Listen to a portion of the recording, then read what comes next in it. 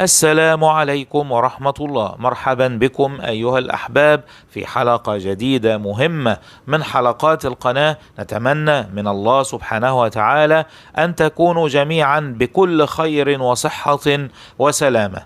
عملت قبل كده حلقتين عن مخطوطة صنعاء واتكلمت فيها عن الدلالات الخطيرة جدا اللي بتتكلم عن توقيتات لظهور الإمام المهدي، وبتتكلم عن النجم الطارق. والنهاردة معايا كلام جديد جدا وخطير جدا، علشان كده عايزك تشارك الحلقة على قدر أهميتها، واضغط على زر الإعجاب لايك، وانشر هذه الحلقة بقوة على أوسع نطاق ممكن. هتسمع كلام كالعادة بفضل الله في قناتنا لأول مرة تسمعه، ومش هتسمعه في أي مكان آخر.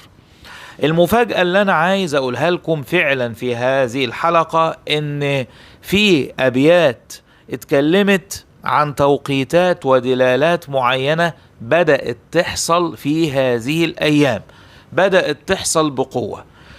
مخطوطة صنعاء اللي بقالها أكتر من 1400 سنة ومنسوبة للإمام علي، لابد أن يكون الإمام علي قد سمع هذا من سيده وسيدنا محمد صلى الله عليه وآله وسلم. تعالوا نبدأ مباشرة ونراجع مع بعض أهم ما جاءت به مخطوطة صنعاء من هذه الأبيات.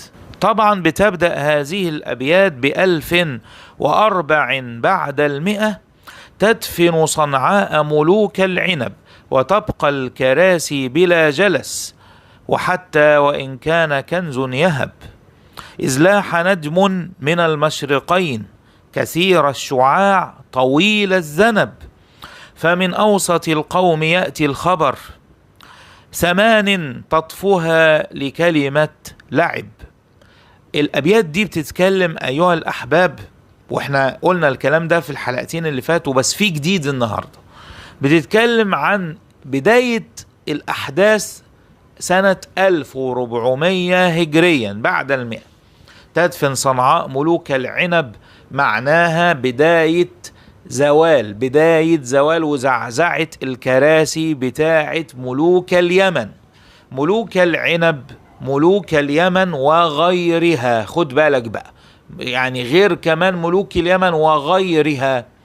طيب، وتبقى الكراسي بلا جلس، وده اللي بدأ وحصل في فتنة الدهيماء اللي بدأت 2011 بما يسمى ثورات الربيع العربي، حتى ان الكراسي اصبحت فارغة. اليمن دلوقتي تقدر تقولوا لنا مين الرئيس بتاعها؟ تقدروا تقولوا لنا ليبيا الآن مين الرئيس بتاعها؟ تقدروا تقولوا لنا مين العراق الآن الرئيس بتاعها؟ يبقى الأبيات دي بتتكلم عن إيه؟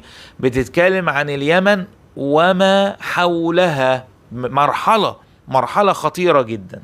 في هذا التوقيت فيه علامة مهمة جدا بعد فتنة الدهيماء والاضطرابات وخلو كراسي الحكم: إذ لاح نجم من المشرقين كثير الشعاع طويل الذنب. طبعا النجم الطارق، كلام واضح قوي، النجم ذو الذنب. للناس اللي بتتكلم تقولك هو فين النجم ذو الذنب وفين كلام الصحابة؟ ده عملوها كمان على هيئة أبيات الإمام علي. فالمرحلة ديت هي مرحلة وصول النجم الطارق. طيب خد بالك، اربط معايا الكلام والأبيات وتعالوا ننقل على البيت رقم 29، أخطر ما يمكن أن تسمعه: إذا ما تغير ريح الشمال فنجم العلا قد دنا واقترب.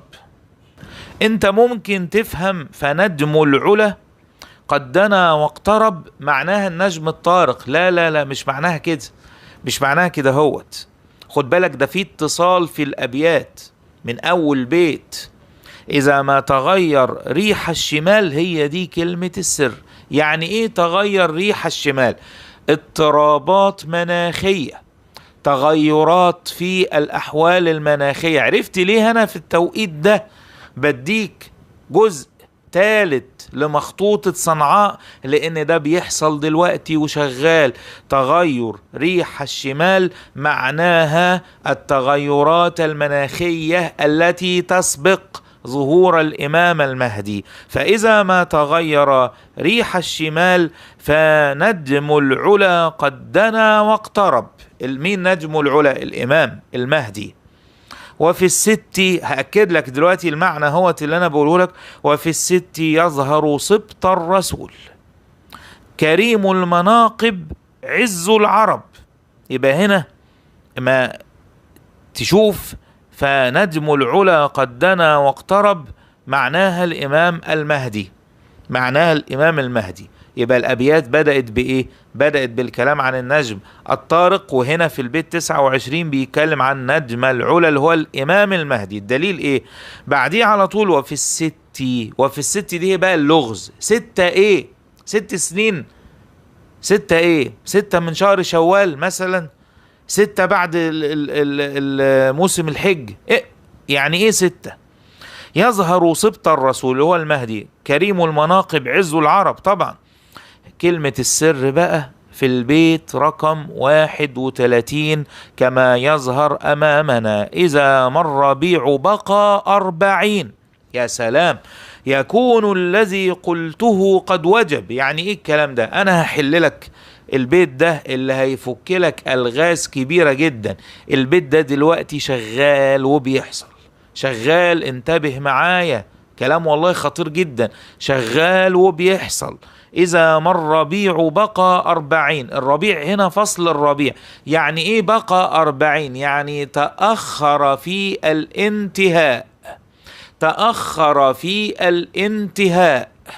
يعني إيه تأخر في الانتهاء؟ يعني الناس متعودة إن فصل الربيع بيخلص حتى فلكيا وجغرافيا بيخلص في شهر 5. طيب وما تحط 40 ايه؟ 40 يوم. اما تحط 40 يوم على انتهاء فصل الربيع شهر 5 تلاقي نفسك دخلت في شهر 6، بل دخلت كمان في أول 10 أيام من شهر 6 تقريبا بالتقريب كده. يبقى أنت بتتكلم دلوقتي في الربيع. وعايز أقولك إن الربيع فصل فيه تغيرات مناخية. يعني إيه فصل الربيع؟ عكس ما الناس فاهمة من الناحية العلمية إن الربيع ده الجو الجميل، لا، ده من أسوأ الفصول بتاعت السنة من ناحية الاضطرابات والعواصف الترابية. حتى احنا في مصر متعودين ان شهر 4 ده اللي هو كمان يعني يعتبر بدايات الربيع، بدايات الربيع في فصل 4 نهايات 3 يعني تقريبا. متعودين ان كان كل سنة في شهر 4 تيجي عواصف ترابية. طيب دلوقتي العواصف الترابية ركز قوي معايا اللي شغالة دلوقتي في مصر، بنشوفها من كام يوم وبيحذروا منها في اليومين دول، وبتضرب دول كتيرة. ده إن دل يدل على إيه؟ إن دل يدل إن فصل الربيع امتد، فصل الربيع حيث التغيرات امتد. طيب يعني فهمنا إيه؟ فيها إيه يعني ما امتد فصل الربيع؟ لا، دي الأمارة، الأمارة اللي الإمام علي كلمك عنها لبداية الأحداث. بيقول إيه بقى؟ إذا ما الربيع بقى 40، تأخر في انتهائه 40 يوم. يبقى إيه اللي يحصل؟ يكون كل الذي قلته قد وجب. يعني إيه؟ يعني كل اللي قالوا من أمارات وعلامات لظهور المهدي قد وجب. طيب أنا عايز ألحقك، واحد يقول لنا يعني المهدي هيظهر بعد ما 40 يخلصوا بتوع تأخر الربيع؟ أقول لك لأ، أقول لك الإجابة لأ، دي أمارة، دي أمارة علشان تفهم إن الموضوع قد اقترب. يبقى لأن في البيت اللي قبليه وفي الست يظهر سبط الرسول. في الست ديت إيه؟ في 6 من شوال مثلا، في 6 بعد انتهاء الحج مثلا، في 6 إيه؟ ما فهمناش. يبقى في هذه الأبيات الأمارة الأوضح هي تأخر الربيع في الانتهاء 40 يوم أمارة إن إحنا في الأحداث، إن إحنا شغالين في الأحداث وما تخليش حد يضحك عليك. أما وفي الست يظهر سبط الرسول معناها مختلف عليه، وتقبل كل الاجتهادات الممكنة.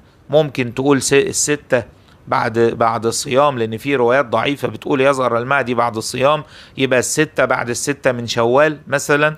في ممكن الستة بعد انتهاء موسم الحج مثلا، ممكن في المحرم.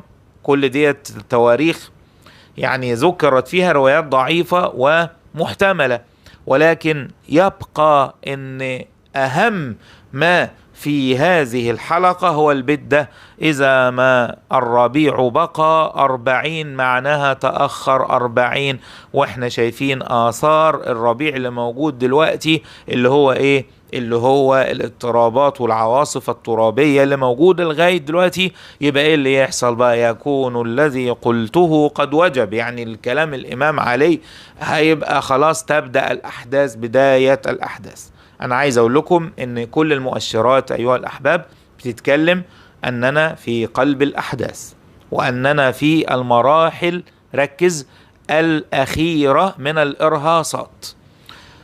بعد قليل إن شاء الله حلقة بث مباشر هامة جدا جدا، هتبقى تقريبا الساعة 11:30 12 بتوقيت مصر. تابعونا، بارك الله فيكم، سلام الله عليكم ورحمته وبركاته.